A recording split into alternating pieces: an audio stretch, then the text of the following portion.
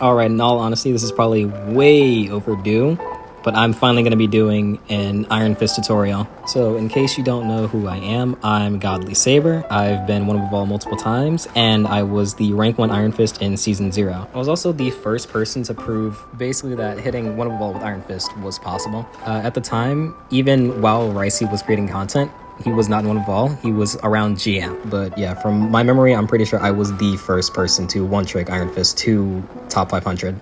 And side fun fact, I motivated Nug TV. GodlySabre. Bro, I know you. You know, you are what motivated me to go for top 500 on Iron Fist. I saw your posts in Season 0 when I first started playing Iron Fist. And I'm like, fuck, someone did it. It's possible. And I coached one of my PC friends to Eternity using Iron Fist only. So I have a few feats with this character. I'm currently Celestial 2. And with that being said, that's a short introduction, and let's get to the actual teaching part. So the first step of learning this character, you have to understand what Iron Fist is good at and what he's bad at. Iron Fist is really good at pressuring either side of a team, whether it be the front or back line.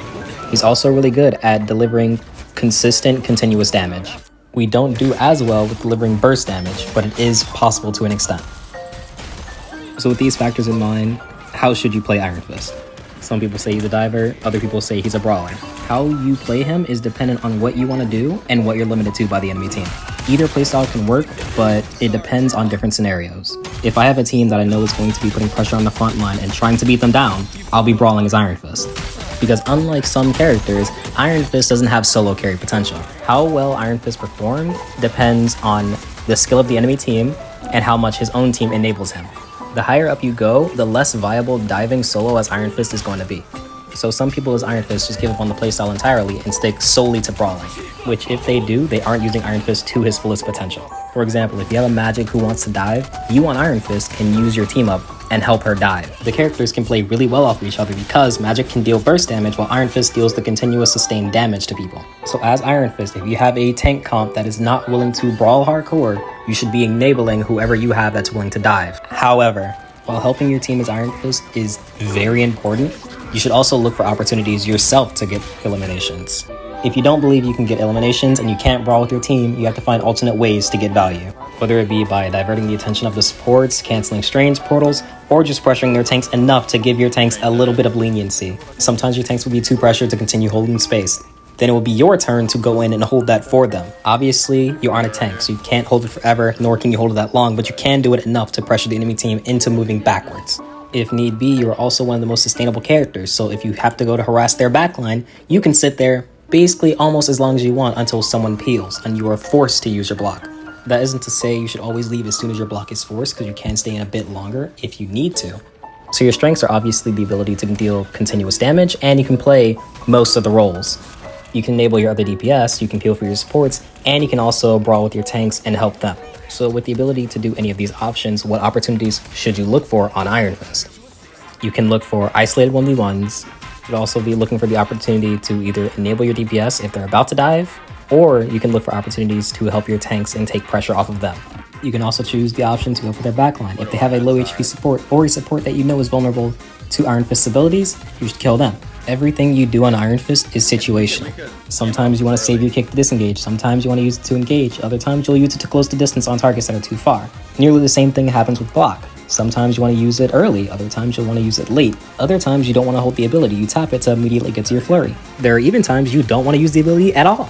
To be good with Iron Fist, you have to be good with recognizing patterns. What separates a low elo Iron Fist player from a high elo Iron Fist player isn't actually mechanical skill. It's the ability to think, the ability to know when to use your abilities and in what situations should you save them for, or if you should use it right on the spot. Same goes for providing value. Now, providing external value applies more to Dive Fist than does to Brawl Fist, since Brawl Fist can be very brain dead. But regardless of playstyle, something that is important is target priority on Iron Fist. To demonstrate this, I'm going to be showing you a few clips of my gameplay and explaining why I did what I did. Starting with this clip. In this first clip, I have my ult up already.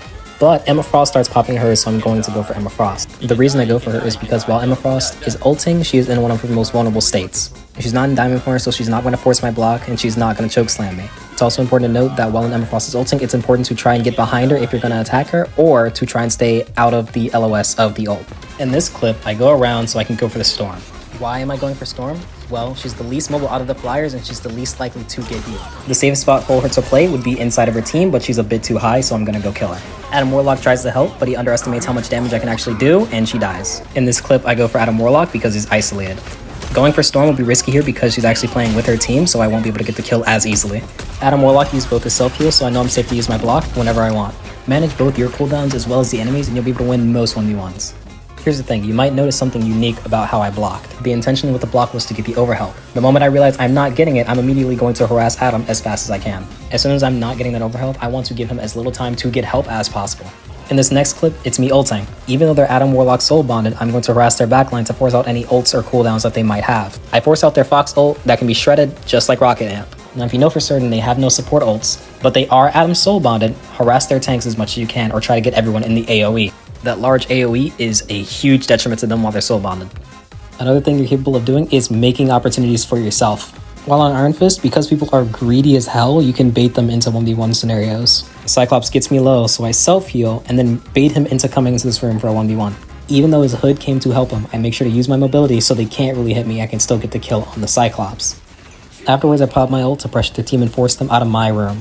I'm using this ult for area control so my team can take more space and hold them back even farther. And obviously, securing eliminations helps a lot. These are the point of views of both the Cyclops and the hood. Now obviously there are millions of different scenarios where you'll have opportunities to get kills, or you can make those opportunities yourself, and I can't go into every single one, but these are all general things that should give you like a decent idea of what to think about when you're doing Iron Fist. What am I doing? What to think about when you're playing Iron Fist. Even in this last clip, I go for Invis because she's the farthest back and she's an easy pick for Iron Fist. Now for things to think about. If you can't get a kill with Iron Fist, and you can't create opportunities for yourself to get kills with Iron Fist, and your team also isn't creating them for you, then you have to find other ways to bring value. This one's going to be pretty short, but these are different ways you can bring value on Iron Fist. Alright, so you can take pressure off your front line, either by helping them or attacking the enemy team supports, even if you don't get the kill. You can shred ults like White Foxes, Rockets, Hellas, etc. If health bar a big number, punch it. Like, really hard. You can also break utility like Rocket Beacon, and you can cancel Strange Portals. All of these are different ways you can bring value to your team, but one of the most important ways to bring value is Stall Fist. This playstyle has saved many a ranked games, and all you have to do is use your abilities to stall the cart for as long as possible. Kills? Who needs them? Stalling the cart is the only thing that matters.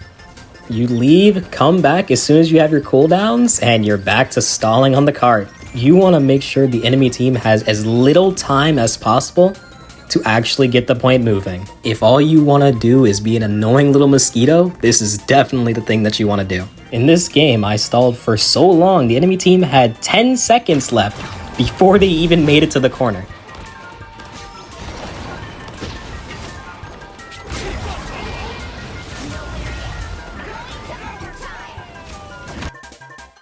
And sometimes you can do it, and you can look cool while doing it.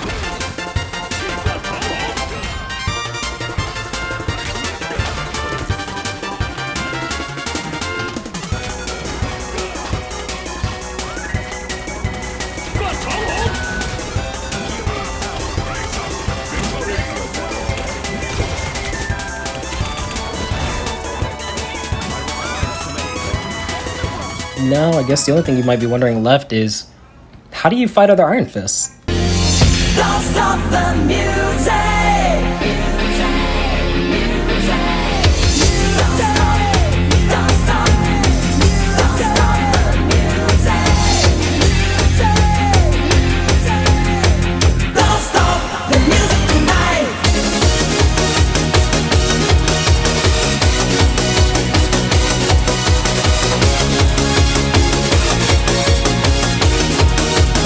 Now, in all honesty, Iron Fist 1v1s are a video in and of themselves on how you should do that, so maybe I'll make a tutorial for that eventually. But if you've seen some of my posts on Reddit, you know that I 1v1 really well with Iron Fist. With all that being said, that's a general idea of how to play Iron Fist. Yes, there are more things you can do, like spawn camping, for example, to bring value, and there are a few, like there are some more niche things that I could mention. I could go into very specific detail for certain things. But for some of them, they should be videos themselves, and that'll also take forever for me to explain every single scenario with this character. I've also seen a lot of people ask me for my sensitivity settings. I do not rock 500/500. There was someone who asked me how to control it like a really long time ago, and I forgot to tell them I don't use 500/500. But if you want to be like me and actually rock my sense, I'll put it in the description of this video. The people I have given it to, they all say they like it a lot. So if you like it, feel free to use it. And if it's close but not quite there, then you obviously can adjust it to whatever you need. With all that being said, I'm going to hopefully catch you in my next post, whenever I post again. So, till next time, I guess.